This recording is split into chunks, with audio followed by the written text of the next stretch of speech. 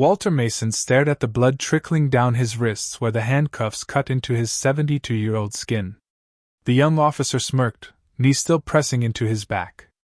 Neither realized 3 surveillance satellites were already tracking this location. A storm was coming, not for Walter but for them.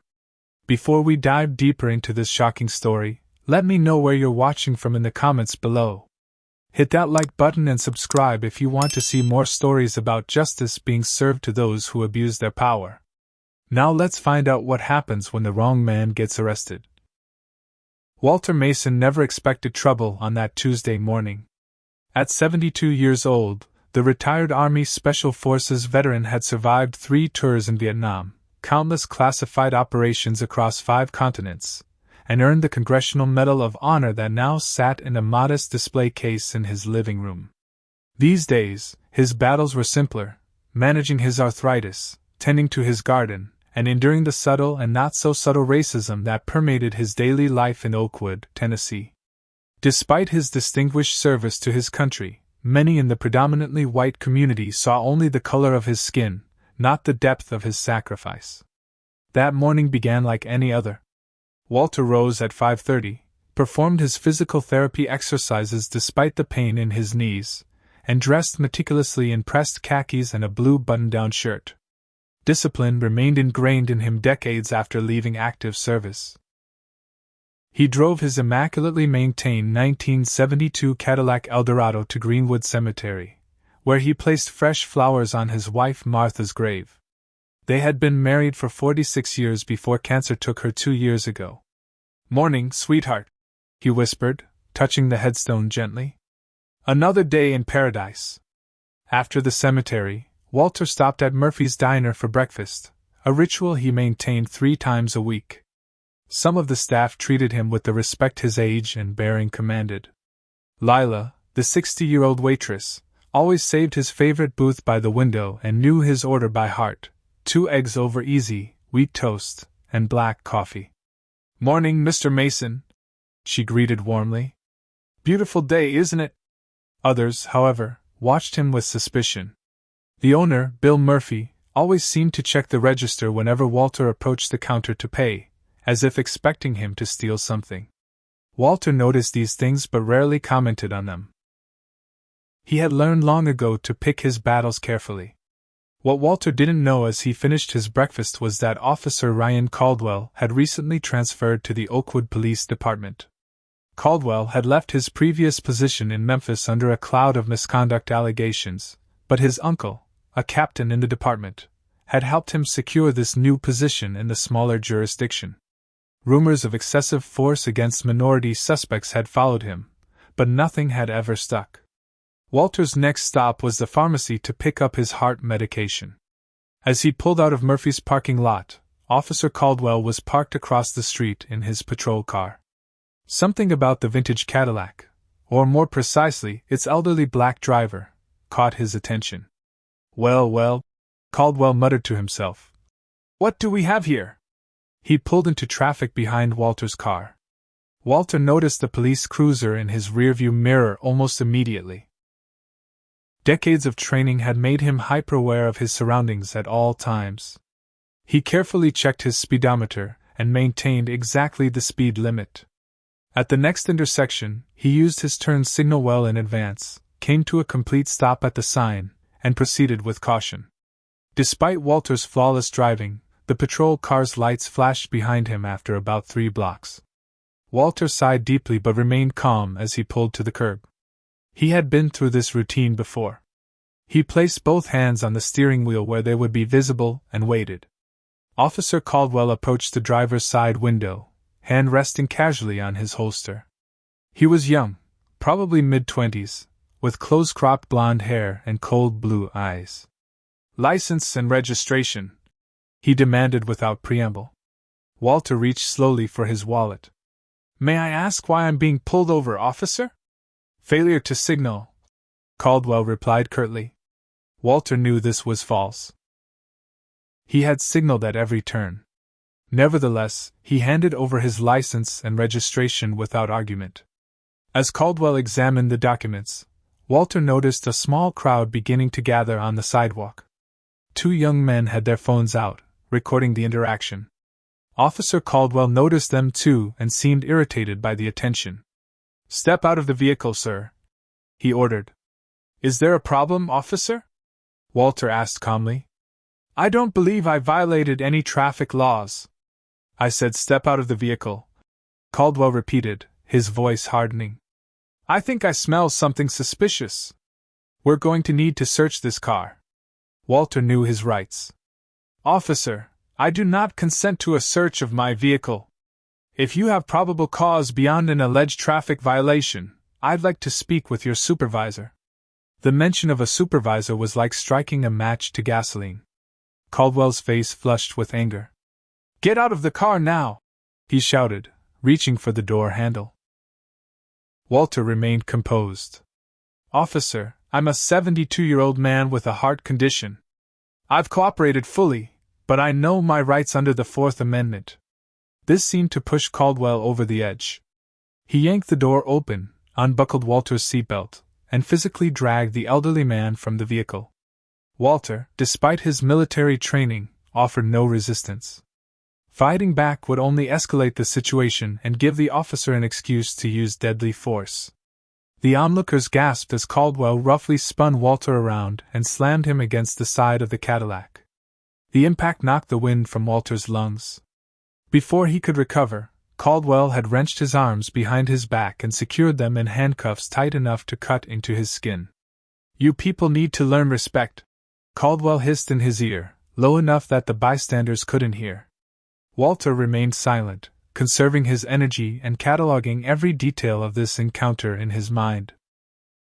Blood began to trickle from his wrists where the metal cut into his skin. Caldwell's knee pressed painfully into his lower back, forcing him against the car. Neither of them realized that this seemingly routine case of racial profiling had just triggered events far beyond the jurisdiction of Oakwood, Tennessee. Officer Caldwell's partner, Officer Diego Martinez, pulled up in another patrol car just as the situation was escalating. Martinez was a 5-year veteran of the force who had been paired with Caldwell for the past 3 weeks. He approached cautiously, taking in the scene: an elderly black man handcuffed and pressed against a vintage Cadillac, a growing crowd of onlookers with cell phones recording, and his partner looking agitated and aggressive. "What's the situation?" Martinez asked, keeping his voice professional. "Caught this one failing to signal," Caldwell responded loudly enough for the crowd to hear. Then, lowering his voice, he added, "Plus, I'm pretty sure there's something illegal in the vehicle. Going to do a full search." Martinez glanced at Walter, noting his age and dignified appearance, then at the gathering crowd. Something felt wrong about this stop, but he hesitated to challenge his partner publicly. "Sir, can you please spread your legs and remain still while we conduct a search?" Martinez instructed Walter, deciding to follow protocol for now. Walter complied without speaking. The handcuffs were painfully tight, but his face remained impassive as Caldwell began an unnecessarily thorough pat-down, making sure to be rough whenever the crowd's view was obscured. "What's this?" Caldwell asked mockingly as he removed Walter's wallet and began examining its contents. He pulled out Walter's military ID and a special laminated card with federal insignia. "Military ID and some kind of government card," Martinez observed. Caldwell snorted. "Yeah, right. Probably fake. You'd be surprised what these guys can get on the internet these days." Walter spoke calmly despite the pain in his wrists. "That's a Level 8 security clearance issued by the Department of Defense. I'm a retired Special Forces officer and current government consultant. I'd suggest you verify those credentials." Caldwell laughed. "Sure you are, Grandpa. And I'm the Secretary of Defense." He continued his search, pulling out Walter's phone, keys, and a small pill container with his heart medication. The crowd had grown to about 15 people, many expressing outrage at the treatment of the elderly man. One woman stepped forward from the group, a white woman in her 60s with silver hair and an authoritative presence. "Officers, I know this man," she stated firmly. "I'm Eleanor Patterson. I teach at Oakwood High School. Walter Mason is a respected member of this community. What you're doing is completely unwarranted." Caldwell turned toward her, hand shifting to rest near his holster. "Ma'am, I suggest you step back or you'll be arrested for interfering with police business." Mrs. Patterson stood her ground. "I'm simply providing relevant information about a citizen being detained." "That's not interference. That's being a responsible witness." Walter caught her eye and gave a subtle shake of his head, warning her not to escalate this situation. Reluctantly, she stepped back but continued filming with her phone. Meanwhile, Caldwell had moved to searching Walter's car. He made a show of methodically going through the glove compartment, center console, and under the seats while Martinez kept Walter secured against the vehicle. The onlookers couldn't see when Caldwell slipped a small plastic bag from his pocket and then discovered it under the driver's seat. Well, what do we have here?" he announced triumphantly, holding up the bag containing what appeared to be illegal substances. Walter's eyes narrowed slightly, the only indication of his surprise and anger. He knew with absolute certainty that nothing illegal had been in his car. "That is not mine," he stated clearly, making sure the crowd and their recording phones could hear him. "That was not in my vehicle before your search." Caldwell smirked. "They all say that." "Walter Mason, you're under arrest for possession of a controlled substance and resisting arrest."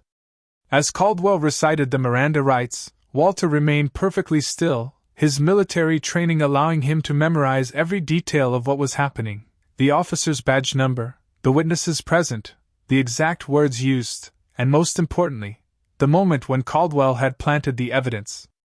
What the officer didn't realize was that at least 3 of the bystanders' phone cameras had captured clear footage of him planting the bag.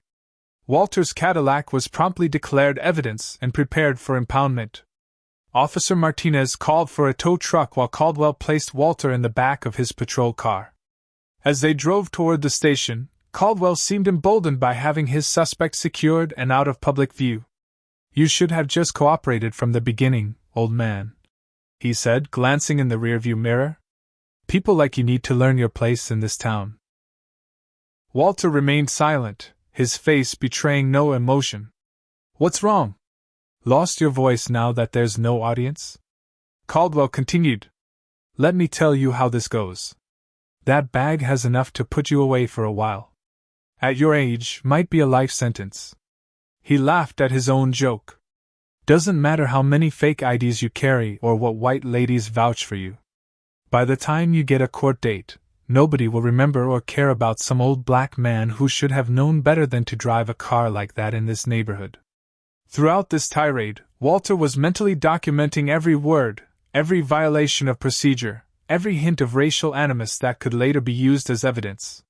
He also noted that Caldwell had failed to activate his body camera during the arrest, another violation of department policy.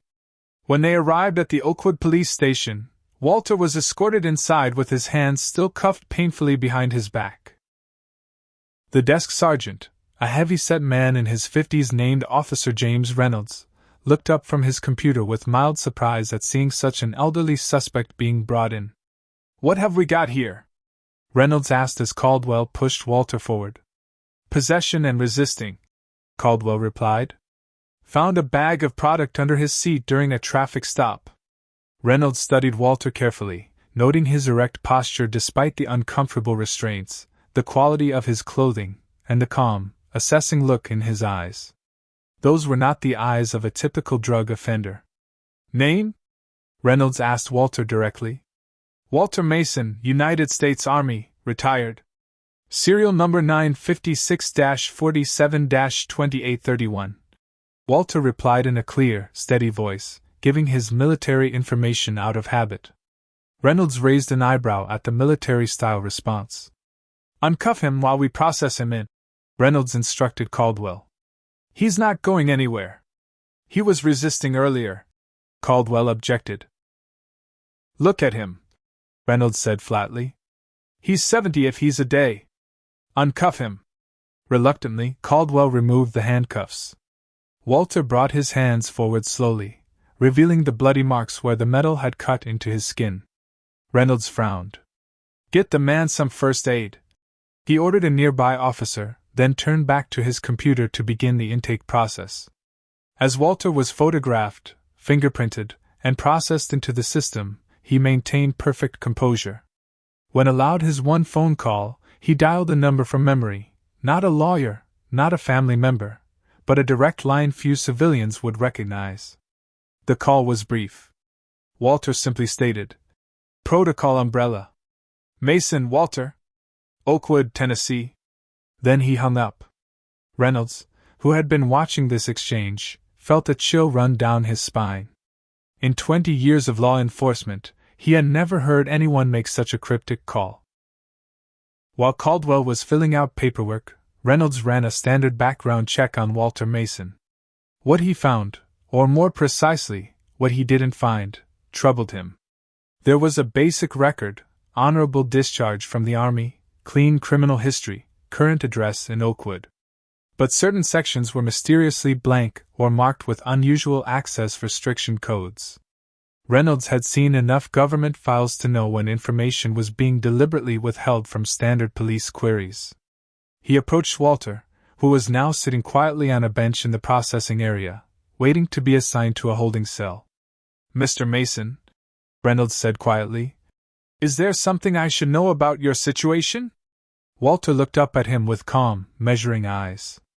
"Officer Reynolds, I suggest you distance yourself from this situation when the time comes. For your own career security." Reynolds blinked in surprise.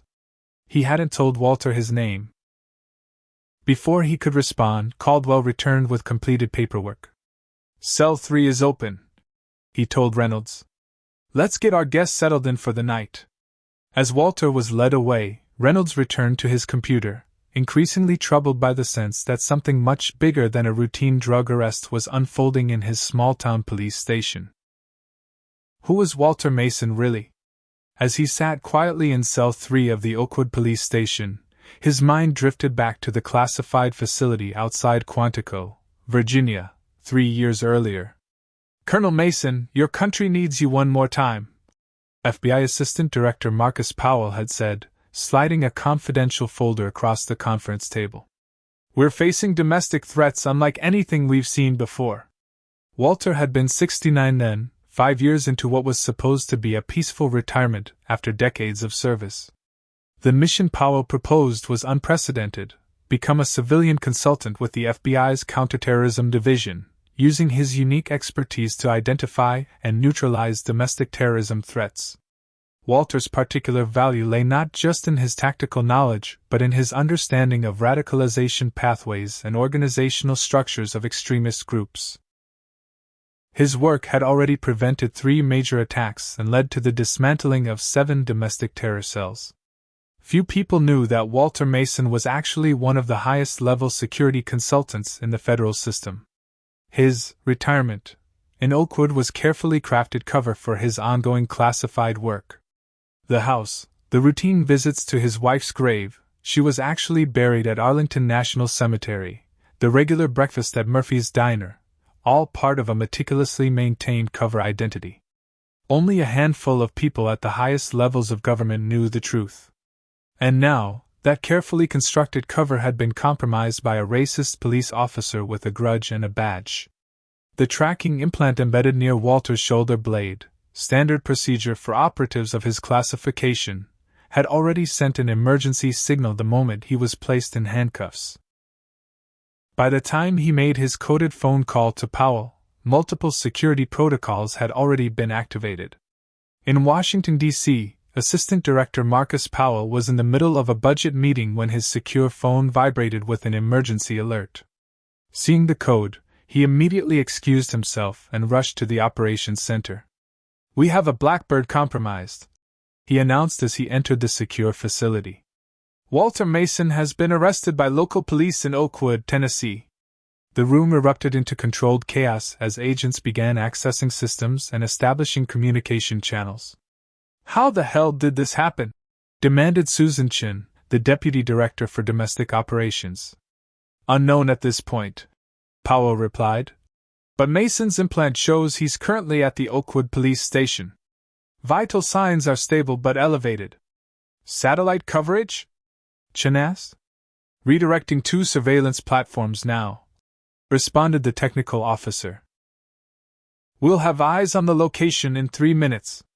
Powell's mind raced to contingency plans. Walter Mason wasn't just any consultant. He was currently leading an investigation into suspected infiltration of law enforcement agencies by white supremacist groups. His arrest could be coincidental racial profiling, or it could be something far more sinister. Prep the rapid response team, Powell ordered. I want wheels up in 20 minutes. And get me everything we have on the Oakwood Police Department, personnel files, complaint histories, everything. Back in Oakwood, Officer Reynolds was growing increasingly uneasy. The flags on Walter Mason's file had triggered his instincts honed by 20 years in law enforcement. He pulled up Mason's driver's license photo and studied it carefully, then compared it to the man's military ID. Something about the eyes. They were the eyes of a man who had seen combat, who had made life-or-death decisions. Not the eyes of a common drug offender. Reynolds quietly accessed the station's security cameras, focusing on cell 3 where Walter sat perfectly still, eyes closed, breathing regulated, almost like he was meditating. Most suspects paced, complained, or slumped in defeat. This man looked like he was simply waiting. Reynolds decided to take a calculated risk. He grabbed a first aid kit and headed to the cells. Need to treat those wrists, he said to the duty officer. Captain's orders. Once at Walter's cell, Reynolds spoke quietly while opening the first aid kit. Your file has federal flags I've never seen before, Mr. Mason. Whatever's going on, I want no part of a civil rights violation. Is there something I should know? Walter opened his eyes slowly. Officer Reynolds, in approximately 20 minutes, this station will become the center of a federal operation. When it happens, stand down immediately and encourage your colleagues to do the same. That's all I can tell you. Reynolds felt the hair on the back of his neck stand up. The absolute certainty in Walter's voice was chilling. He nodded once, applied antiseptic and bandages to Walter's wrists, and left without another word. Meanwhile, Caldwell was in Chief Richard Davis's office, proudly describing his arrest. Got another dealer off the streets, Chief. Old guy, trying to hide behind some fake military ID. Chief Davis frowned. Military ID? Was it verified? Just some old card, probably fake. Caldwell dismissed. More importantly, I found product in his vehicle. Open and shut case. Officer Caldwell, Davis said carefully, please tell me you followed proper procedure on this stop. We don't need another complaint about profiling. Everything by the book, Chief. Caldwell lied smoothly. Failure to signal, suspicious behavior, probable cause for search. Found the drugs right under the driver's seat. Before the chief could respond, his phone rang. The caller ID showed U.S. government. Davis's frown deepened as he answered. Chief Davis, Oakwood Police. The voice on the other end was crisp and authoritative. Chief Davis, this is FBI Director James Sullivan. You currently have in custody a federal asset named Walter Mason. This call is courtesy notification that federal agents are en route to your location to secure this individual. I strongly advise you to ensure no harm comes to him in the interim. Before Davis could respond, the line went dead. His face pale, he looked up at Caldwell. What exactly did you do? At FBI headquarters, Powell was reviewing the hastily assembled file on the Oakwood Police Department, while en route to the airport. Multiple red flags jumped out immediately, higher than average complaints of racial profiling, several excessive force settlements quietly paid out over the past 5 years, and an unusual pattern of drug arrests targeting minority residents. Most concerning was Officer Ryan Caldwell's transfer from Memphis following 3 internal investigations that were mysteriously closed without resolution. We may have stumbled onto something bigger here, Powell told the tactical team leader. Mason's arrest could be connected to his current investigation into police corruption. The helicopter touched down at Nashville International Airport where 3 black SUVs waited. Powell and 8 tactical agents quickly transferred and began the 70-minute drive to Oakwood. Satellite feed is live, announced the communications specialist in the lead vehicle. We have eyes on the station. No unusual activity observed. Powell checked his watch. Less than 30 minutes had passed since Walter's arrest. If they maintained current speed, they would reach Oakwood before any potential damage control could be implemented. Walter Mason remained calm in his cell, controlling his breathing and conserving energy. Despite his age, he maintained the mental discipline that had kept him alive through countless dangerous operations. He had faced worse situations than this and emerged victorious. The difference was that this time, the enemy wasn't a foreign combatant but wore the same uniform as those sworn to protect and serve. He allowed himself a small, grim smile. Officer Caldwell had no idea what he had set in motion. Do you believe corrupt officers should be held to a higher standard than civilians when they break the law? Comment number 1 if you think police who abuse their power deserve more severe punishment. Or number 2 if you believe they should face the same consequences as anyone else. Hit that like button if you're grateful for the good officers who serve with integrity. And subscribe to see more stories about justice being served. Now, what do you think will happen when the FBI arrives? Will Walter's true identity shock everyone at the police station? Let's continue with this incredible story. Exactly 30 minutes after Walter Mason's arrest, the quiet routine of the Oakwood police station was shattered by the simultaneous arrival of 3 black government SUVs. They moved with military precision, blocking all exits to the small brick building that housed the 20-officer department. Before the desk officer could even reach for his radio, the front doors burst open and 8 tactical agents and FBI windbreakers entered, weapons at low ready. Assistant Director Marcus Powell strode in behind them, his silver hair and tailored suit projecting authority and federal power. "Federal agents," Powell announced, holding up his credentials. "This facility is temporarily under federal jurisdiction by order of the Justice Department." The 3 officers in the front area froze, hands instinctively moving toward their sidearms before registering the overwhelming tactical disadvantage. Officer Reynolds emerged from the break room, saw the federal agents, and immediately raised his hands.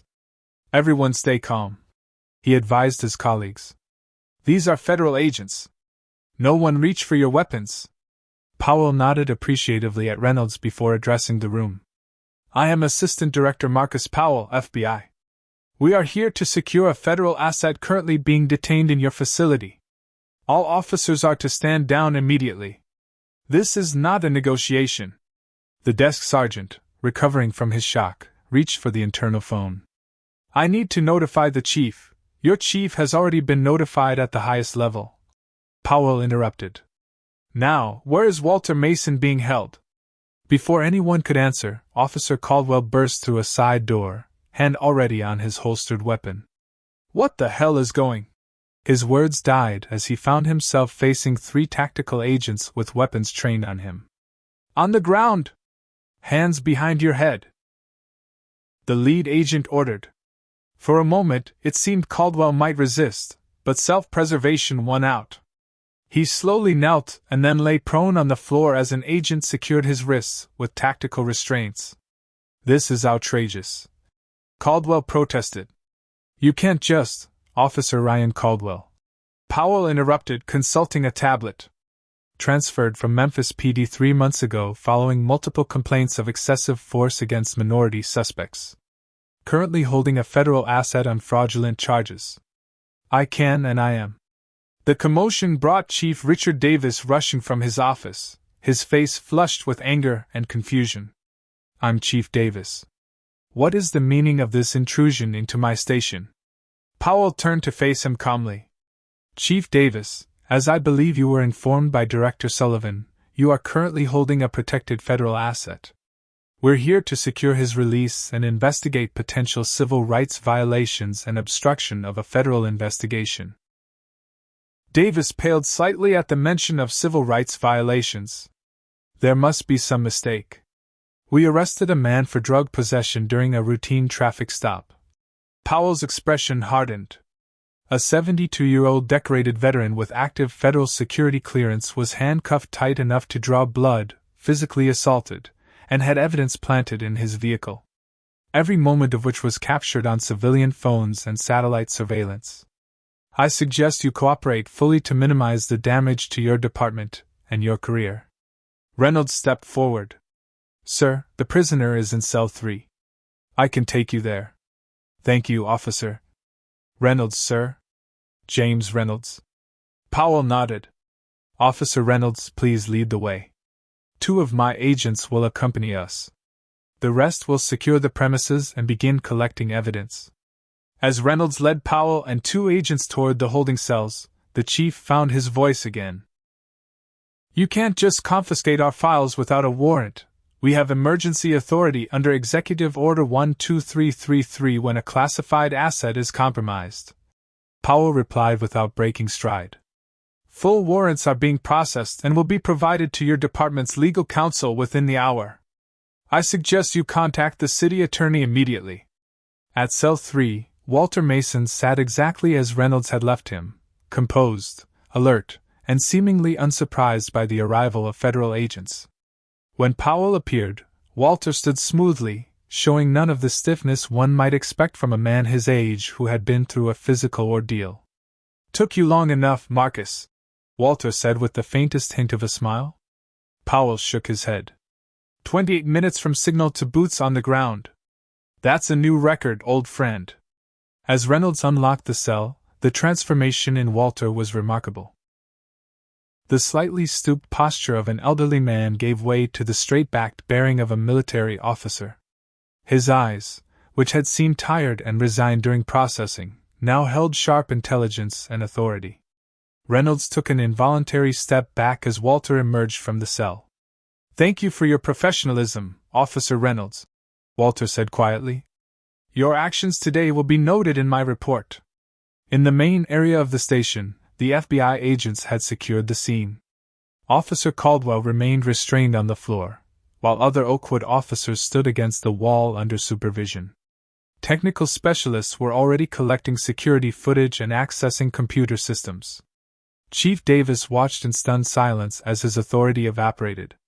When Walter entered the room alongside Powell, Caldwell's eyes widened with disbelief. Gone was the submissive old man he had arrested. In his place stood someone who radiated authority and power. What's going on? Caldwell demanded. This is just some old drug dealer, this. Powell interrupted coldly. Is Colonel Walter Mason, United States Army Special Forces, retired. Currently a Level 8 security consultant for the FBI's Counterterrorism Division with active clearance and federal protection status. The substance you planted in his vehicle has already been identified through satellite imaging and will be processed for your fingerprints. Caldwell's face drained of color. I never. Save it for your attorney. Powell cut him off. You're facing federal charges including civil rights violations, evidence tampering, and interfering with a federal investigation. Each carries a minimum 10-year sentence. Walter approached Chief Davis, who seemed to shrink under his gaze. Chief, I've been documenting incidents of racial profiling in your department for the past 3 months as part of a broader federal investigation. Today's events will significantly expand the scope of that investigation. Davis swallowed hard. Colonel Mason, there must be some misunderstanding. If Officer Caldwell acted inappropriately, this isn't about one officer. Walter interrupted. The pattern of civil rights violations in Oakwood goes far beyond a single bad apple. I've documented 17 separate incidents involving 5 different officers, including questionable seizures, excessive force, and fabricated evidence. As if on cue, another FBI agent approached Powell with a tablet. Sir, we've accessed the civilian videos from today's incident. Clear footage of Officer Caldwell planting evidence in the vehicle. Powell nodded. Download all footage from officers' body cameras as well. Sir, the agent replied hesitantly. It appears Officer Caldwell's body camera was deactivated during the arrest. How convenient, Powell remarked dryly. Add tampering with required recording equipment to the charges. Throughout the station, FBI agents were methodically securing evidence. One team was copying the department's computer files, another photographing the holding cells and processing area, while a third interviewed officers separated from their colleagues. Officer Martinez had arrived at the station just as the FBI took control. Now he stood awkwardly near the entrance, watching the systematic dismantling of his department's authority. Walter noticed him and approached. "Officer Martinez, you were present during my arrest," he stated rather than asked. Martinez nodded nervously. "Yes, sir. I arrived after Officer Caldwell had already detained you." "And you saw the evidence being planted?" Walter pressed. Martinez glanced around, noting that several of his fellow officers were watching. I didn't have a clear view of the search, sir." Walter's gaze hardened. "Officer Martinez, there comes a moment in every person's life when they must choose between what is easy and what is right. You're facing that moment now. 3 civilian videos show you standing with a direct line of sight when Officer Caldwell planted that evidence. Your testimony will either confirm what those videos show, or it will reveal you as complicit in civil rights violations." Martinez's shoulders slumped. "He's been doing this for months," he admitted quietly. "Not just to you. I wanted to report it, but the blue wall of silence is a powerful force." Walter finished for him. "I understand the culture, Officer Martinez. Now you have an opportunity to be part of changing it." As this conversation concluded, Chief Davis was on his phone with the mayor, his face growing increasingly pale. The political implications of a federal civil rights investigation were devastating for a small town like Oakwood. Meanwhile, Powell was coordinating with his team. "I want all evidence secured and transported. Full protection for any officer who cooperates. And I want Caldwell in federal custody within the hour." Walter approached Powell after concluding his conversation with Martinez. "This goes deeper than Oakwood, Marcus. Based on my investigation so far, there's evidence suggesting a coordinated effort across multiple departments in this region. Caldwell's transfer from Memphis wasn't an isolated incident." Powell nodded grimly. "We've suspected as much. Your arrest may have accelerated our timeline, but it could give us the leverage we need to break this thing open." He turned to address the room. "Listen carefully, everyone. The Oakwood Police Department is now under federal review. Every officer will be interviewed. Full cooperation will be noted favorably. Obstruction will result in federal charges." He paused, making eye contact with several officers. "For those of you who have maintained your oath to protect and serve with integrity, this investigation is not aimed at you. It's aimed at restoring trust in this department and ensuring justice is applied equally to all citizens." As the federal team continued their work, Walter prepared to leave the station, not as a prisoner this time, but as the federal agent he truly was. Before departing, he stopped by Officer Reynolds. "Thank you for your integrity today," Walter said quietly. "There will be difficult days ahead for this department, but good officers like you will be essential to rebuilding what's broken here." Reynolds nodded solemnly. "If I'd known who you were, you didn't need to know who I was to do the right thing." Walter interrupted. "That's what makes your actions today significant." As Walter and Powell exited the station together, the gathered crowd of townspeople, many of whom had witnessed Walter's arrest, broke into spontaneous applause. News had spread quickly through the small community. Eleanor Patterson pushed forward through the crowd. "Walter, are you all right?" "We've been worried sick." Walter smiled warmly at his neighbor. "I'm fine, Eleanor. And I believe positive changes are coming to Oakwood." Powell leaned close to Walter as they approached the waiting SUV. "This isn't over, it's just beginning," he said quietly. Walter nodded, his expression serious once more. "No, it's not over. But today, at least, justice has a fighting chance."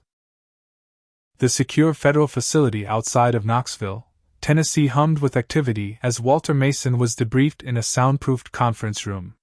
Medical personnel had already treated his wrists properly, documenting the injuries for the inevitable legal proceedings. Now he sat across from Assistant Director Powell and a team of analysts, piecing together the significance of what had occurred. "The timing is suspicious," Walter noted, studying the timeline displayed on the wall screen.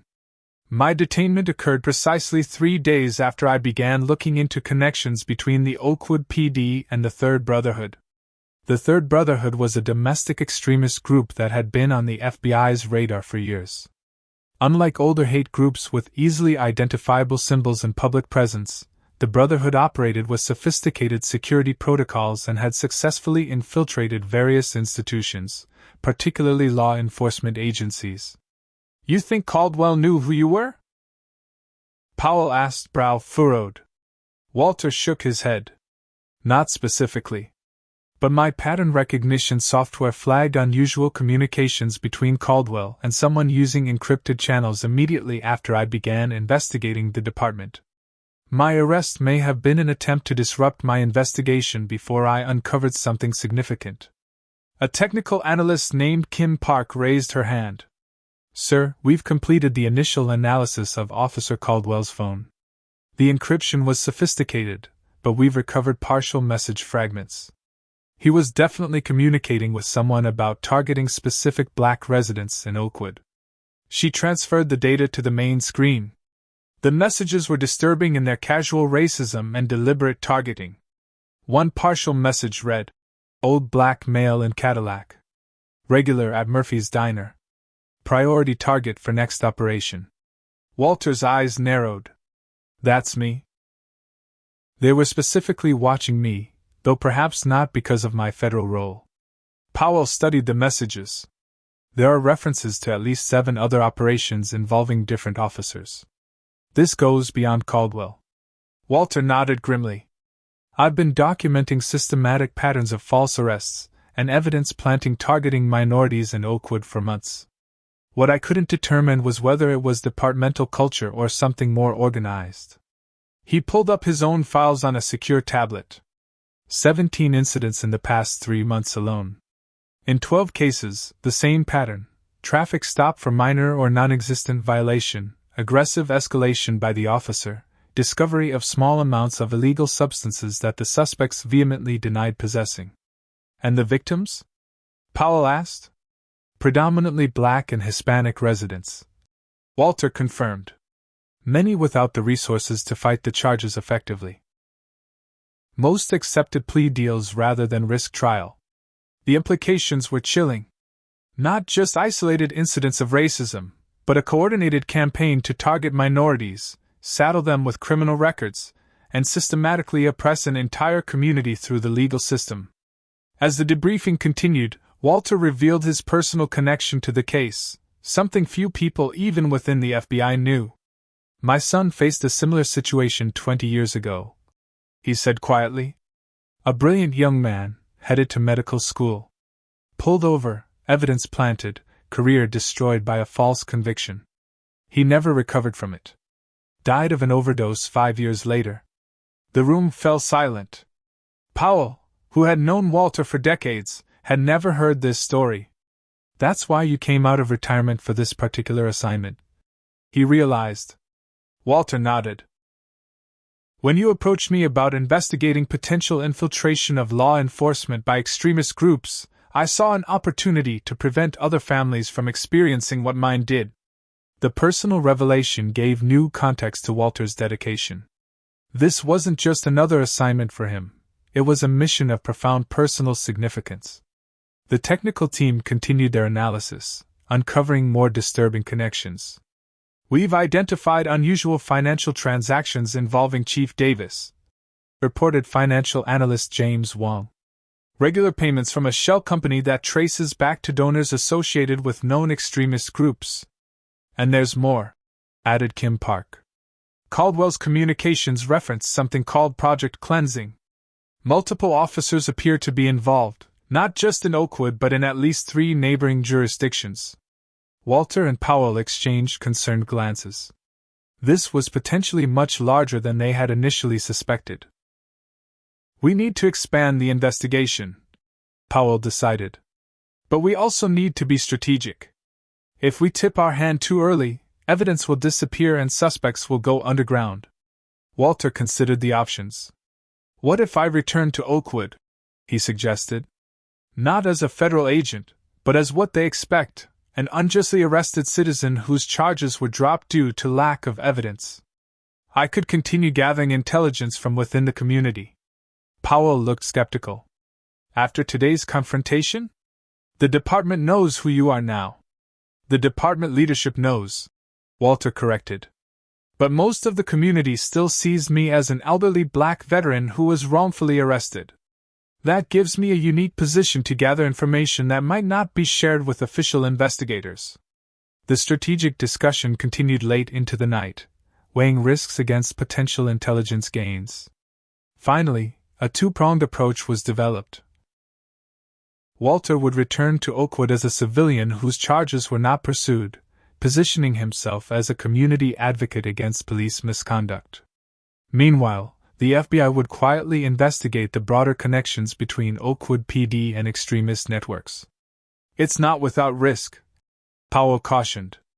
If Caldwell is connected to the Third Brotherhood as we suspect, they may target you for retaliation. Walter's expression remained resolute. I've faced worse odds in worse places, Marcus. This is my community now, and these are my people being persecuted.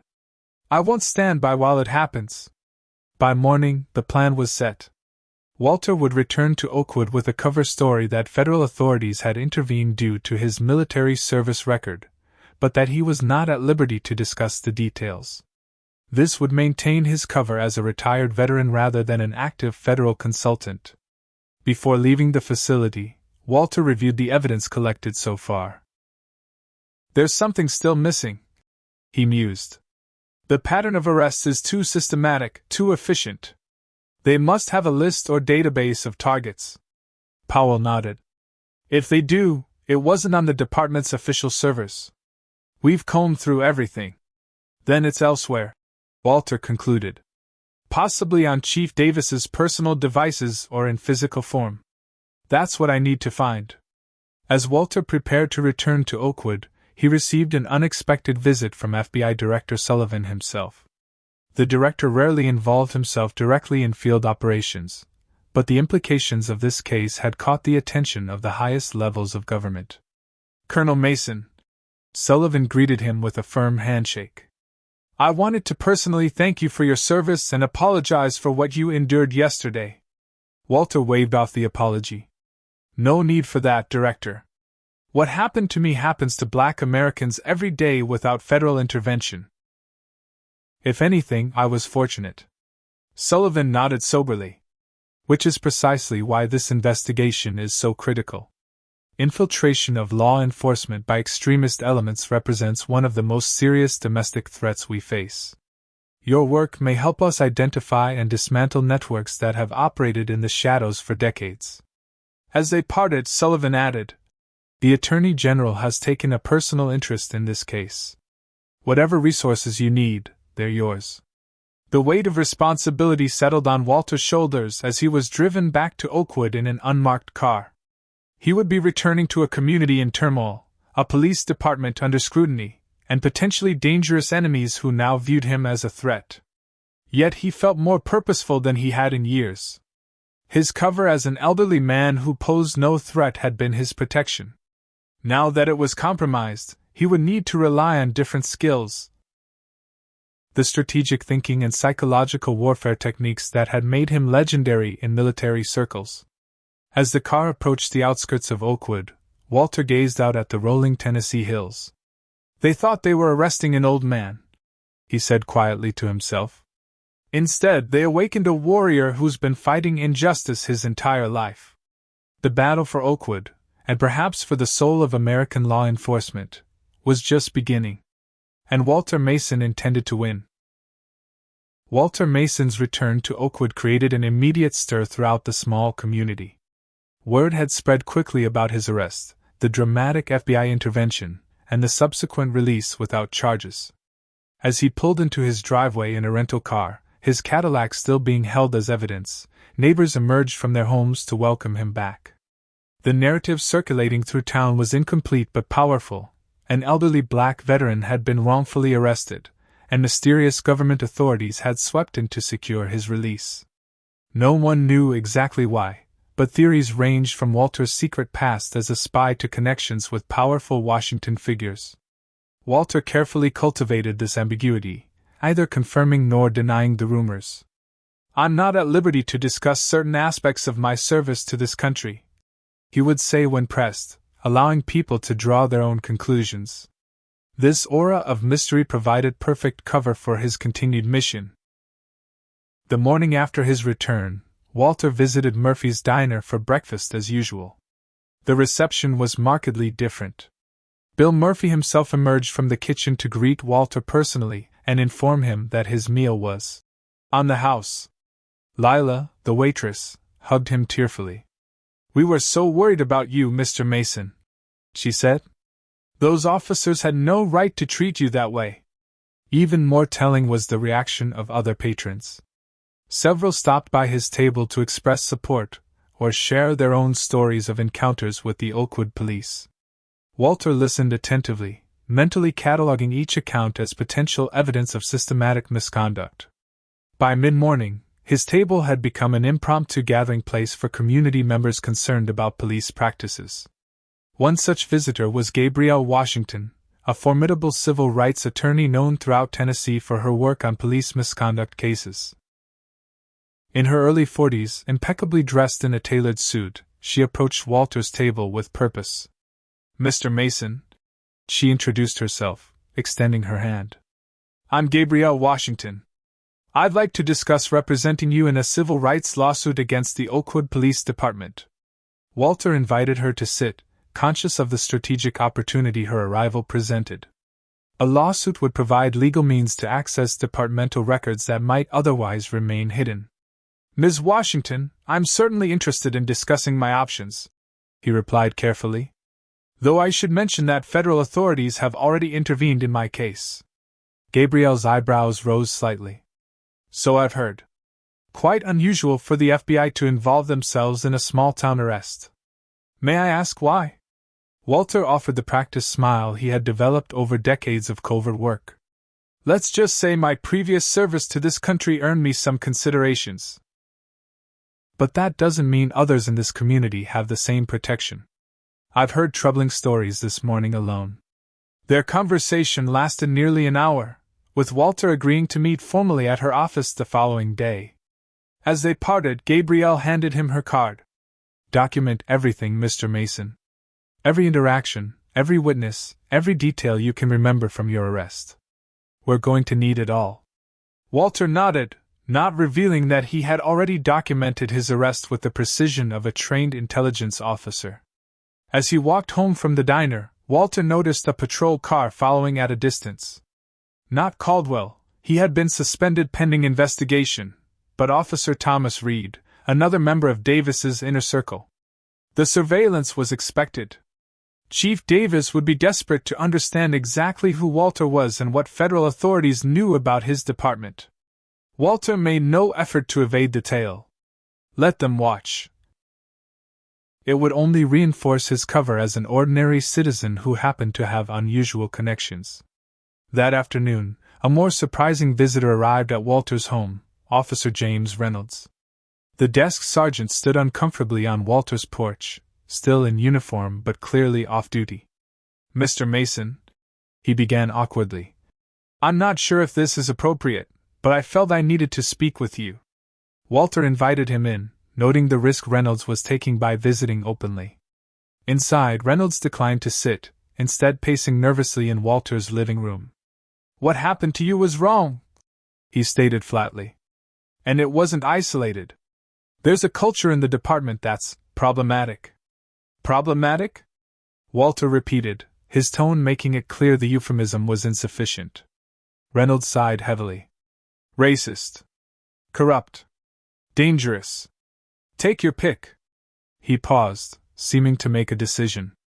"I've been documenting incidents for the past year. Excessive force, evidence tampering, racial profiling. I was planning to take it to internal affairs in Nashville, but after seeing federal agents storm our station. You're wondering if I might have a more direct channel?" Walter finished for him. Reynolds nodded. "Something like that. Officer Reynolds, what you're considering is whistleblowing. It carries significant professional risks. I know that, Reynolds replied firmly. But I took an oath to uphold the law. What's happening in Oakwood isn't law enforcement, it's persecution. Walter studied the man carefully. Reynolds appeared genuine, but in Walter's line of work, appearances could be deceiving. This could be an elaborate attempt by Chief Davis to identify Walter's federal connections or feed him misinformation.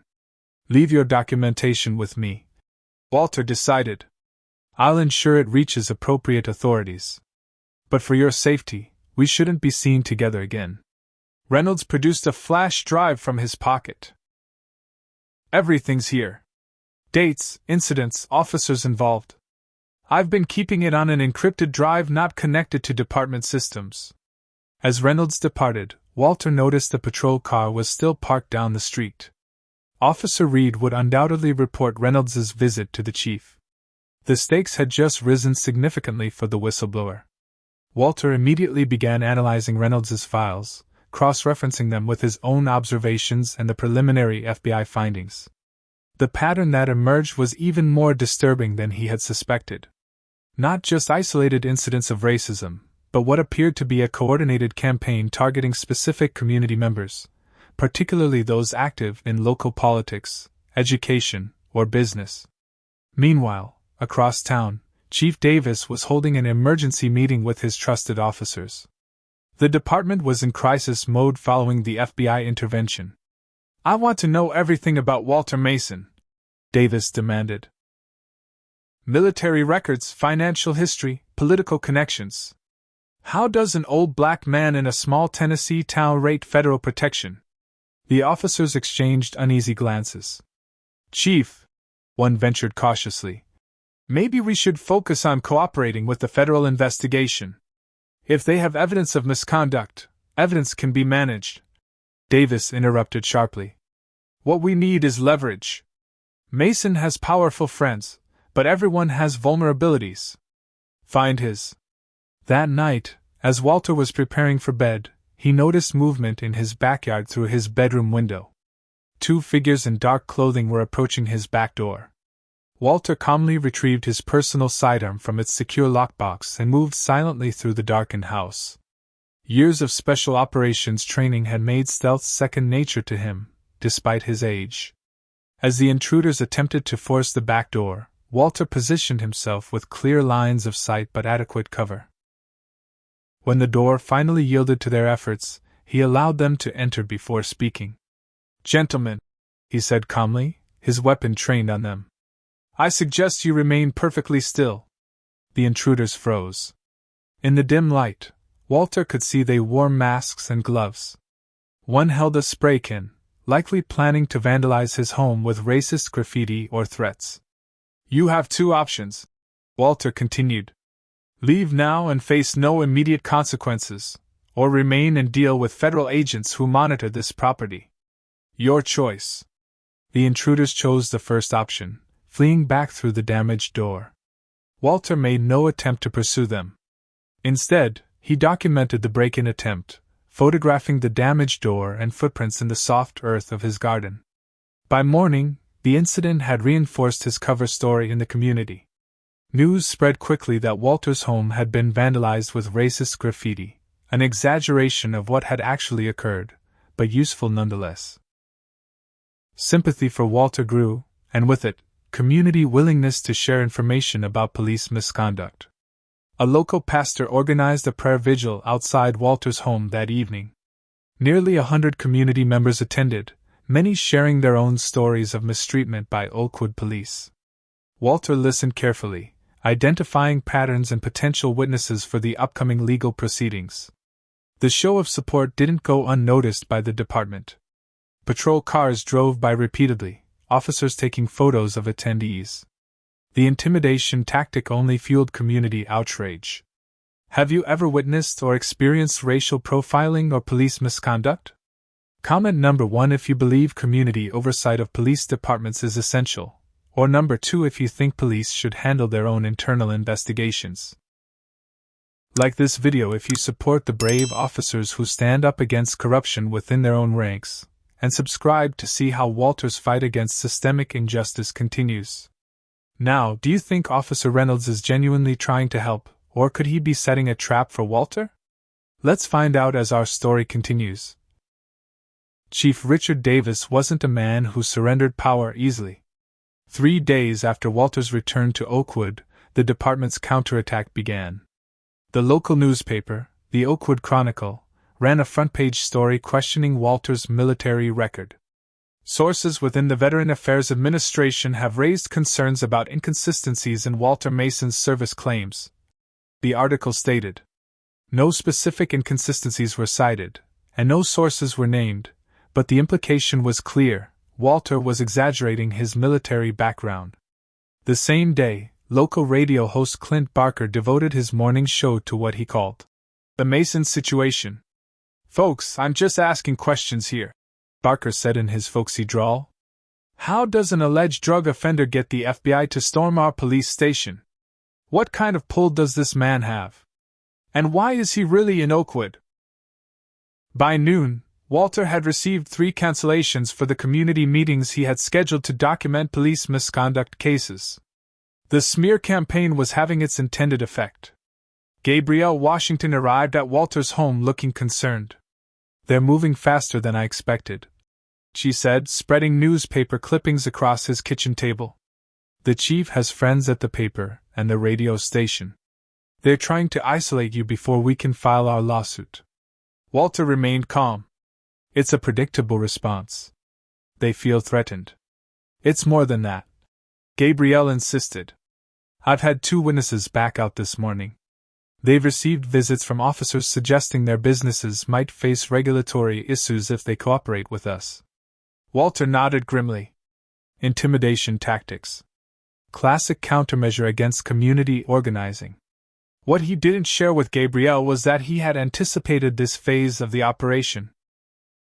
In fact, it provided valuable intelligence about the department's network of influence within Oakwood. Each business that suddenly turned hostile, each media outlet that published smears, each community leader who abruptly distanced themselves, all revealed the hidden power structure that Chief Davis had cultivated over years. Later that afternoon, Walter received a disturbing call from Eleanor Patterson, the teacher who had witnessed his arrest. "Walter," she said, her voice shaking, "someone broke into my classroom last night. They went through my desk and took my phone with the video of your arrest. Are you all right?" Walter asked, concern evident in his voice. "Yes, but I'm frightened. The principal said it was probably just kids, but nothing else was taken. Just my phone." Walter advised her to stay with friends for a few days and to report the break-in to the county sheriff rather than Oakwood police. The targeting of witnesses indicated a desperate escalation by Davis and his allies. The situation grew even more serious that evening when Officer Martinez was found beaten in the parking lot behind his apartment building. He had suffered a concussion and broken ribs, and claimed his attackers had warned him about talking to feds. The message was unmistakable: anyone cooperating with the investigation would face consequences. Walter arranged an emergency meeting with Assistant Director Powell at a secure location outside Oakwood. They met at an abandoned factory 30 miles away, with FBI surveillance ensuring they weren't followed. "They're getting desperate," Walter reported, sharing the latest developments.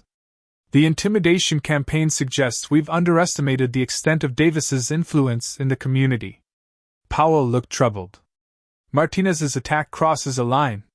We can offer him protective custody, but we can't extend that to every potential witness." Walter paced the dusty factory floor, thinking, "There's something bigger at stake here. Davis is taking extraordinary risks to shut down this investigation.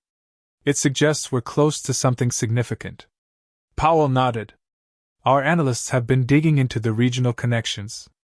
Caldwell wasn't the only officer transferred under suspicious circumstances. We've identified 17 officers across 5 departments in this area with similar patterns: misconduct allegations followed by quiet transfers rather than discipline." Walter stopped pacing. "A network for recycling problem officers rather than removing them from service." "Exactly," Powell confirmed. "And there's more. Financial analysis shows unusual patterns in civil asset forfeitures in all 5 departments. Assets seized during arrests, particularly drug arrests, are being liquidated through specific channels with minimal oversight. The implication was staggering. Not just racist policing, but a sophisticated operation using civil forfeiture laws to generate revenue, with officers like Caldwell as the frontline operators making the necessary arrests to feed the system. We need to expand the investigation, Walter decided. Davis isn't just covering up racist policing, he's protecting a lucrative criminal enterprise disguised as law enforcement. As they developed a revised strategy, either man noticed the small drone hovering briefly near a broken window before disappearing into the night. Back in Oakwood, Chief Davis received confirmation that Walter was meeting with federal agents. He's still actively working with them, Davis told his inner circle of trusted officers. We need to neutralize him before he delivers whatever evidence he's gathering. The plan they developed was as audacious as it was dangerous: a fraudulent search warrant for Walter's home, based on an anonymous tip about weapons and drug activity. The raid would allow them to confiscate any evidence Walter had compiled while simultaneously discrediting him in the community. Early the next morning, 3 Oakwood police cruisers screeched to a halt in front of Walter's house. Officers in tactical gear poured out, led by Chief Davis himself. "Oakwood Police! Search warrant!" Davis shouted as officers battered down the front door. Walter, who had been expecting such a move, was prepared. Hidden cameras installed by FBI technicians captured every moment of the raid. He offered no resistance as officers handcuffed him and sat him on his living room couch while they tore through his home. "Looking for something specific, Chief?" Walter asked calmly as Davis supervised the search. Davis ignored him, directing officers to focus on Walter's home office. Walter observed with quiet interest as officers discovered small bags of suspicious substances in his desk drawer and bedroom, planted evidence, just as before. The entire operation was being captured on multiple hidden cameras, documenting each violation of procedure and civil rights. "Walter Mason, you're under arrest for possession of controlled substances with intent to distribute," Davis announced with evident satisfaction. "Seems your federal friends can't keep you out of trouble after all." As Walter was led to a police cruiser in handcuffs for the second time, neighbors watched in confusion. The community support he had built was wavering in the face of this new arrest. Davis had calculated correctly, even with federal interest in the case. A second drug arrest cast serious doubt on Walter's credibility. What Davis didn't know was that Walter had activated an emergency signal as soon as the police arrived. FBI protocols were already in motion, though they would take time to implement. For now, Walter would need to endure a second detention and gather what intelligence he could from inside. At the station, the booking process was handled differently this time. Instead of the general holding cell, Walter was placed in isolation. For his own protection, no phone call was offered. Chief Davis clearly intended to limit Walter's communication with outside authorities for as long as legally possible. From his cell, Walter could hear officers celebrating what they viewed as a successful operation. Their confidence was premature. Within hours of Walter's arrest, Assistant Director Powell had secured an emergency hearing with a federal judge. By mid-afternoon, he had obtained a federal detainer requiring Walter's immediate transfer to federal custody. When the U.S. Marshals arrived to serve the detainer, Chief Davis was forced to release Walter, but the damage to his community standing had been done. As Walter was escorted from the Oakwood police station by federal agents, he appeared defeated and diminished in the eyes of onlookers. The department's counterattack had been effective in the court of public opinion. But appearances were deceiving. In reality, the raid had provided Walter with exactly what he needed: documented evidence of a criminal conspiracy involving the highest levels of the Oakwood Police Department. Every moment of the fraudulent raid, from the fabricated warrant to the planting of evidence, was now preserved as evidence. As Walter was driven away by the marshals, he activated a final protocol, a secure digital transmission of all surveillance data to FBI servers. The evidence was now beyond the reach of Chief Davis and his allies. The battle for Oakwood had entered its final phase. While Davis believed he had successfully neutralized the threat Walter posed, he had actually sealed his own fate. Federal prosecutors now had irrefutable evidence of criminal conspiracy, civil rights violations, and obstruction of justice reaching to the highest levels of the department. That evening, in a secure FBI facility, Walter reviewed the evidence with Powell and a team of prosecutors from the Justice Department's Civil Rights Division. "They've given us everything we need," the lead prosecutor observed. "Conspiracy, evidence tampering, false imprisonment, violation of constitutional rights, all on video with the chief himself supervising." Walter nodded. Davis overplayed his hand. "His desperation suggests we're close to uncovering the full extent of their operation. The Attorney General has approved a coordinated action," Powell informed them. "Dawn raids, federal charges, complete takeover of the department pending full investigation. No warnings, no leaks." As the final operational plans were developed, Walter reflected on the journey that had brought him here. What had begun as a personal mission to address racial injustice had uncovered a criminal enterprise masquerading as law enforcement. The system that had victimized his son decades earlier was finally facing accountability. For Walter Mason, the second arrest wasn't a setback. It was the catalyst that would bring down the entire corrupt structure. As dawn approached, multiple FBI tactical teams moved into position around Oakwood. Justice was coming, and it would arrive with the morning light. The Department of Justice moved with precision and overwhelming force. At exactly 6 a.m., synchronized raids struck multiple locations throughout Oakwood and neighboring jurisdictions. Chief Richard Davis was awakened by the sound of his front door being breached by an FBI tactical team. As he reached for the weapon in his bedside drawer, he found himself staring down the barrels of multiple federal firearms. "Richard Davis, you are under arrest for conspiracy against civil rights, evidence tampering, and corruption under color of law," announced the team leader. "You have the right to remain silent." Similar scenes played out at the homes of 12 other officers, including Ryan Caldwell. The Oakwood police station was secured by a separate FBI team, who immediately began seizing records and computer systems. By sunrise, the entire command structure of the department was in federal custody. Meanwhile, Walter Mason remained in protective custody, his role in the operation still concealed from the public. When news of the raids broke, the community of Oakwood reacted with shock and confusion. Local media, previously sympathetic to the department, scrambled to cover the unprecedented federal action. The Oakwood Chronicle, which had published smears against Walter just days earlier, now ran the headline: "FBI arrests police chief, multiple officers in pre-dawn raid." Assistant Director Powell held a press conference at the federal courthouse in Nashville. "This morning, federal agents executed arrest warrants for 13 current and former officers of the Oakwood Police Department on charges including civil rights violations, evidence tampering, witness intimidation, and corruption," he announced to assembled reporters. "This action follows a months-long investigation into systematic misconduct targeting minority residents." When asked about Walter Mason's connection to the case, Powell was deliberately vague. "Mr. Mason's unjust treatment helped bring certain patterns of misconduct to our attention, but this investigation encompasses many victims and witnesses."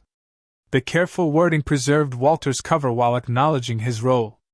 Behind the scenes, the full scope of the corruption was becoming clear as federal agents analyzed seized evidence.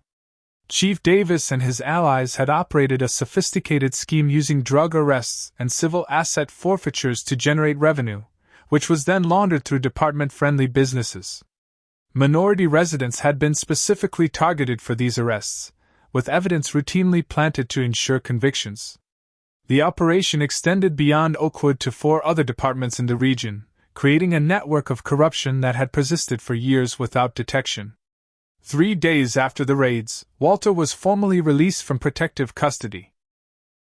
He returned to Oakwood not as a suspected criminal, but as a vindicated citizen whose mistreatment had helped expose systematic corruption. The community's perception shifted dramatically. Those who had distanced themselves after his second arrest now sought to reconnect, often with awkward apologies for doubting him. Walter accepted these overtures graciously, understanding the complex social pressures that had influenced community reactions. A week after the raids, United States Attorney Sophia Chin announced federal indictments against 23 current and former law enforcement officers from 5 departments in the region. This case represents one of the most significant police corruption prosecutions in recent history, Chen stated. The defendants systematically violated the civil rights of citizens they were sworn to protect, specifically targeting racial minorities for false arrests and property seizure. The indictments revealed the extent of the conspiracy. Over 200 potentially false arrests identified, millions in improperly seized assets, and a pattern of intimidation and cover-ups spanning nearly a decade. For the residents of Oakwood, particularly those in minority communities, the revelations confirmed what many had long suspected but few had been able to prove. As the legal proceedings began, Walter's role evolved from victim to key witness and community liaison. The Department of Justice appointed a federal monitor to oversee the Oakwood Police Department temporarily, and Walter was invited to consult on the reform process. His expertise in both security operations and community relations made him uniquely qualified to bridge the gap between federal authorities and local residents. Officer Reynolds emerged from protective custody to provide crucial testimony about departmental practices. His documentation of misconduct, combined with Walter's evidence and the materials seized during the raids, created an overwhelming case against the indicted officers. In a surprising development, Officer Martinez also agreed to cooperate with prosecutors despite the beating he had endured. His testimony about being pressured to participate in misconduct and then threatened when he showed reluctance was particularly damaging to the defense. As the case moved toward trial, Walter organized community meetings to explain the legal process and gather additional testimony about police misconduct. Attendance grew with each session as residents felt increasingly safe sharing their experiences. Gabrielle Washington worked alongside federal prosecutors, representing victims in civil proceedings to recover damages for false arrests and seized property.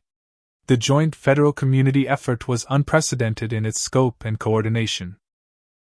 6 weeks after the initial raids, the Attorney General held a press conference in Washington to announce a broader initiative based on the Oakwood case. What we uncovered in Tennessee appears to be part of a larger pattern of infiltration of law enforcement by extremist elements, he explained. Today, I am announcing the formation of a specialized task force to investigate similar networks nationwide. Walter was invited to serve as special advisor to this task force, bringing his unique perspective as both a victim of and warrior against systemic racism in policing. His appointment represented formal acknowledgement of his role, though many details of his federal consulting work remained classified. For the residents of Oakwood, the most immediate impact came from the review of previous convictions. A special master appointed by the federal court began examining every case handled by the indicted officers over the past decade. Within 2 months, over 70 convictions had been vacated due to evidence of misconduct or procedural violations. Many of those wrongfully convicted had already served their sentences, their lives forever altered by false charges. Walter met with many of these individuals, listening to their stories and connecting them with resources for rebuilding their lives. For him, each overturned conviction represented a small measure of justice for his son's memory. As the federal prosecution progressed, most of the indicted officers began seeking plea agreements. Facing overwhelming evidence and the prospect of lengthy federal sentences, they offered testimony against higher-ranking officials in exchange for reduced charges. Chief Davis, seeing his former allies turning against him, maintained his innocence and prepared for trial. His defense strategy focused on plausible deniability, claiming he had been unaware of his officers' misconduct. This strategy collapsed when federal prosecutors produced recordings from Davis's own office, captured by listening devices planted during the investigation. The recordings revealed explicit discussions of targeting problematic minority residents and instructions for handling planted evidence. With his defense in shambles, Davis finally agreed to a plea agreement that included full cooperation with investigators examining the broader network of corrupted departments. His testimony implicated officials at the county and state levels, suggesting the conspiracy extended far beyond what had initially been suspected. 9 months after Walter's first arrest, the Attorney General announced indictments against 27 additional individuals, including 2 judges, a prosecutor, and several elected officials who had facilitated or benefited from the corrupt system.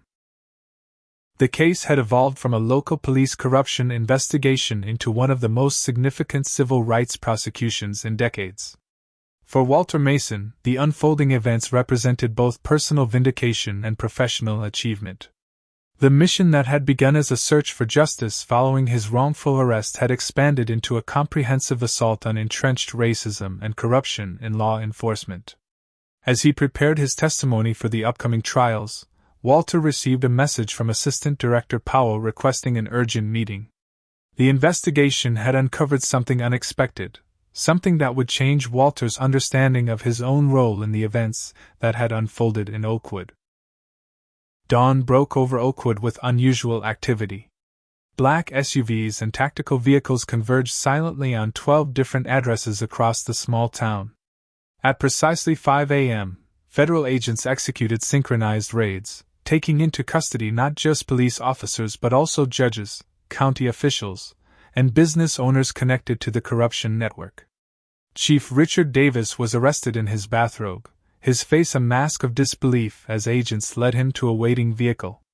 Officer Ryan Caldwell attempted to flee through a back window but was quickly apprehended by agents who had anticipated the escape attempt. The operation represented the culmination of 9 months of intensive investigation sparked by Walter Mason's wrongful arrest. From his living room, Walter watched the operation unfold via secure video feed.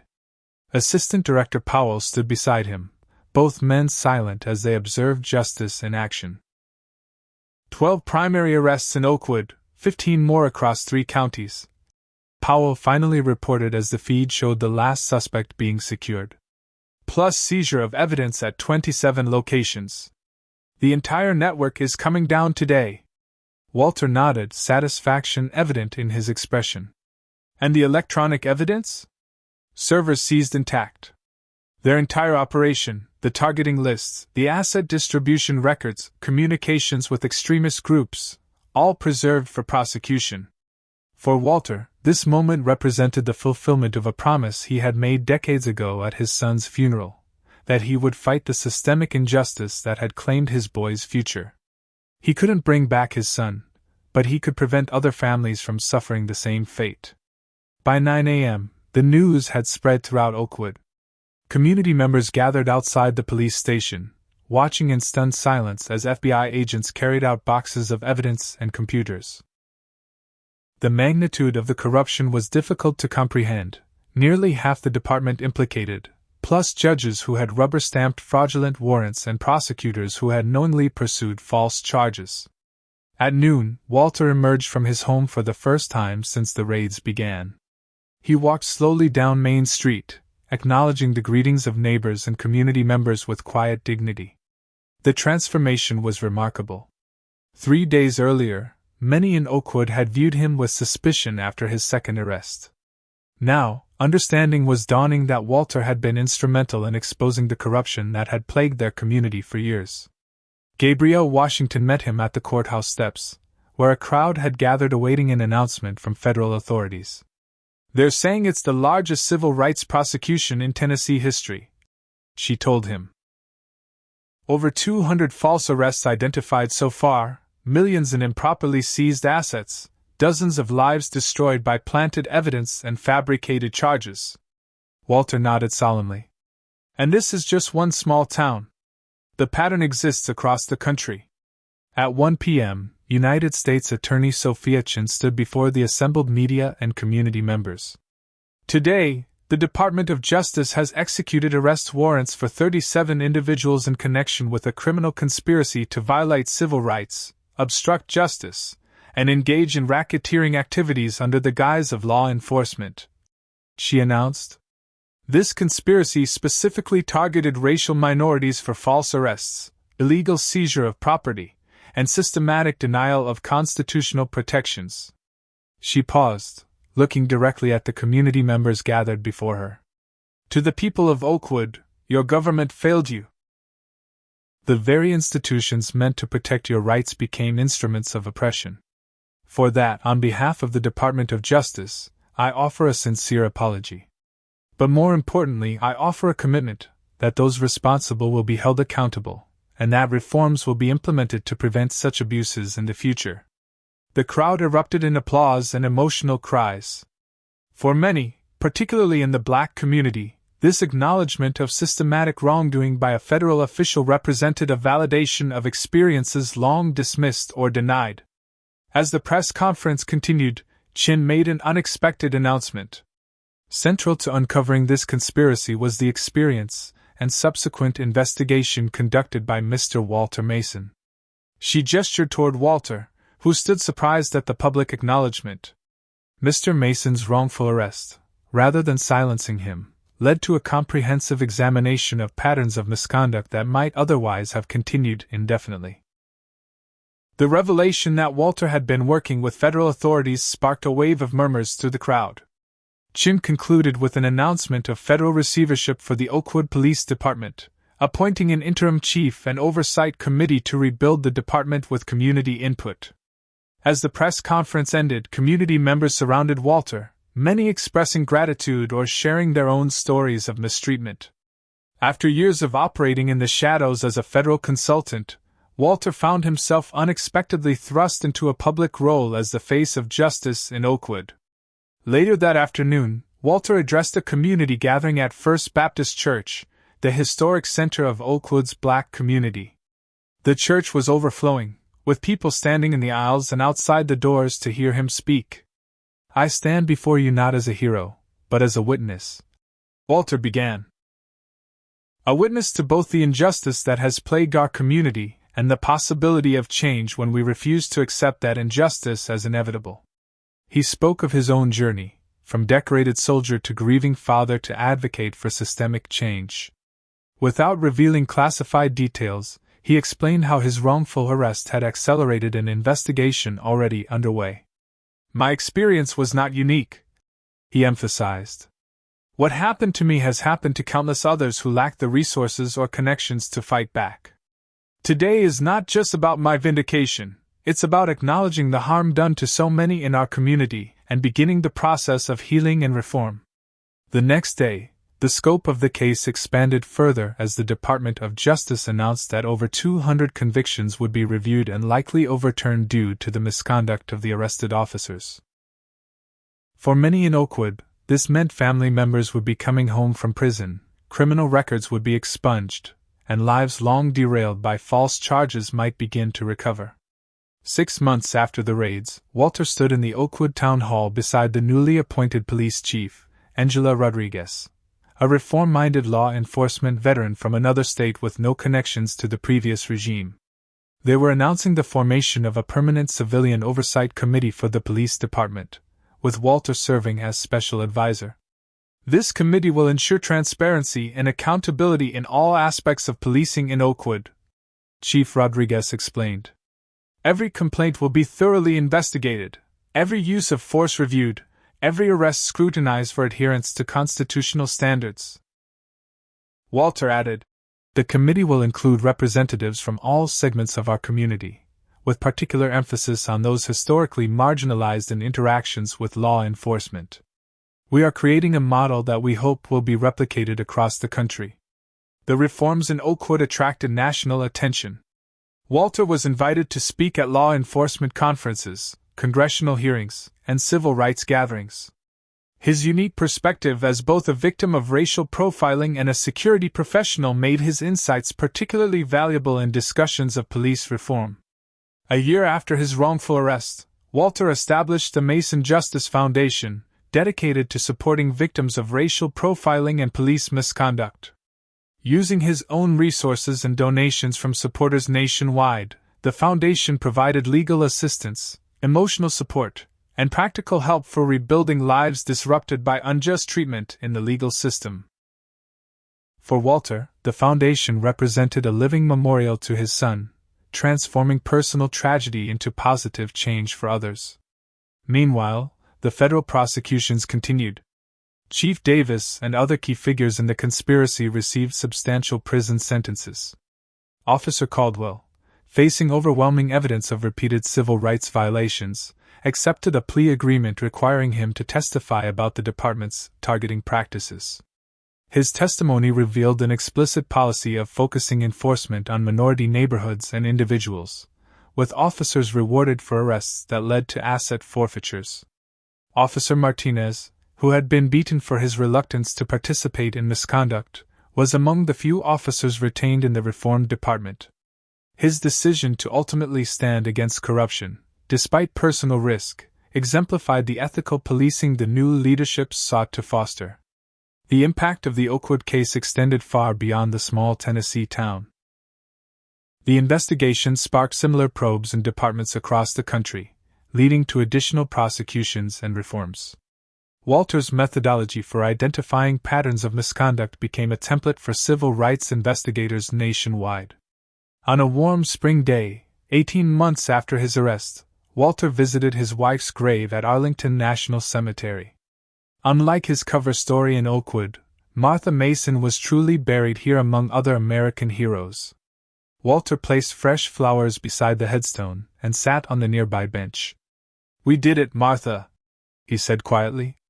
"The mission you always supported, even when it took me away from home. We've made a difference." As he sat in contemplation, his phone buzzed with a message from Powell. A new class of police cadets was graduating from the academy in Oakwood, the first class trained under the reformed standards Walter had helped develop. The message included a photo of the diverse group of recruits, including several from minority communities previously underrepresented in the department. Among them was a young black officer who had been inspired to join law enforcement after his own uncle's conviction had been overturned in the review of cases from the corrupt regime. This, Walter realized, was his true legacy. Not just the dismantling of corruption, but the building of something better in its place.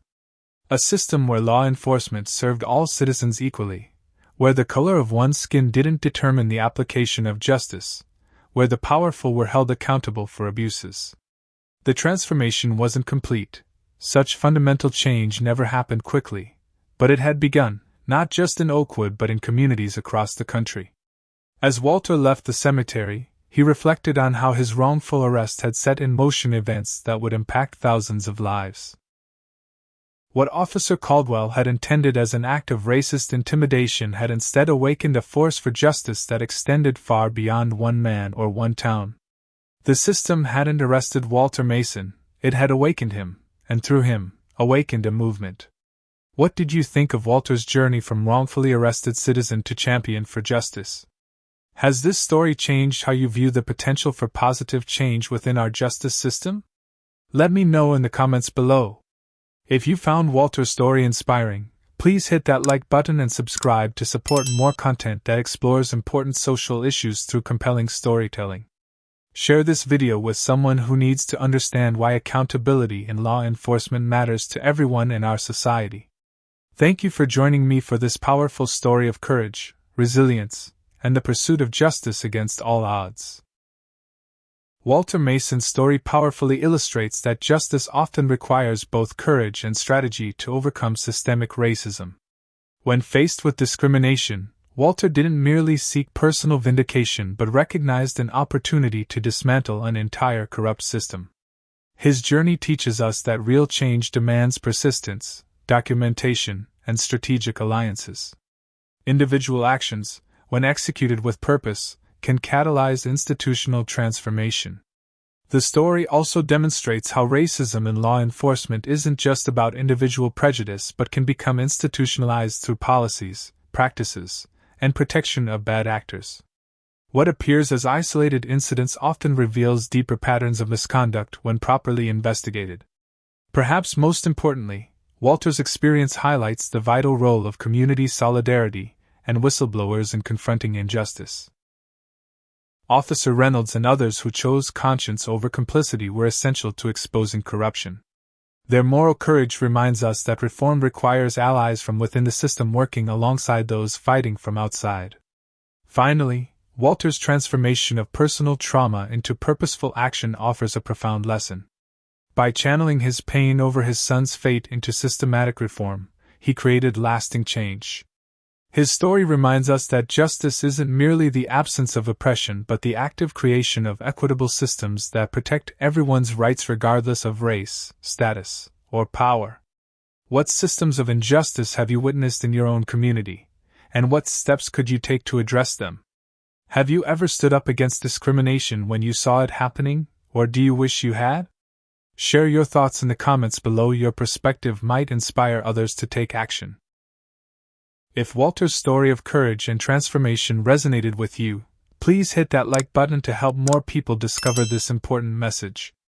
Subscribe to our channel for more powerful stories that shine a light on social justice issues and the heroes fighting to make a difference. Consider sharing this video with someone who needs to understand how racial discrimination persists in our institutions, or with those working in law enforcement who strive to uphold true justice. Together, we can create the change we wish to see. Thank you for joining us on this journey through Walter's remarkable story. May we all find the courage to stand against injustice wherever we encounter it, and the wisdom to build better systems for everyone.